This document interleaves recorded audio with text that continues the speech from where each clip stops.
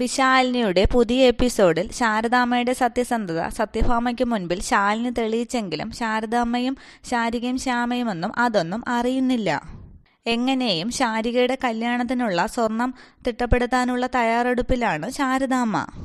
ശാരദാമ്മയല്ല സ്വർണം മോഷ്ടിച്ചത്, അത് സുസ്മിത കാണിച്ച ഒരു നാടകമാണെന്നൊക്കെ സത്യഭാമ മനസ്സിലാക്കുന്നെങ്കിലും അക്കാര്യങ്ങളൊന്നും സത്യഭാമ പുറത്ത് കാണിക്കുന്നില്ല. എന്നാൽ പുതിയ പ്രൊമോയിൽ കാണിക്കുന്നത് വിഷമിച്ചിരിക്കുന്ന ശാലിനിയും കൂട്ടി പുറപ്പെടുകയാണ് വിഷ്ണു. എന്നാൽ എവിടേക്കാണ് പോകുന്നതെന്ന് ശാലിനി ചോദിച്ചിട്ടും വിഷ്ണു പറയുന്നില്ല. സ്ഥലം എത്തുമ്പോൾ പറയാമെന്ന് പറഞ്ഞ് ശാലിനിയും കൂട്ടി പോവുകയാണ് വിഷ്ണു. തുടർന്ന് കുടുംബശ്രീ വീട്ടിന്റെ മുൻപിൽ വണ്ടി നിർത്തുമ്പോഴാണ് ശാലിനിക്ക് മനസ്സിലാകുന്നത് തൻ്റെ വീട്ടിലേക്കായിരുന്നു പുറപ്പെട്ടതെന്ന്. അതുകൊണ്ട് സന്തോഷിക്കുകയാണ് ശാലിനി. എന്നാൽ അതേസമയം കുടുംബശ്രീ വീട്ടിൽ ശാലിനിക്ക് അവിടെ കാര്യങ്ങൾ എന്തായി എന്നറിയാതെ വിഷമിച്ച് സംസാരിച്ച് നിൽക്കുകയാണ് ശാരദാമ്മയും ശ്യാമയും ശാരികയും.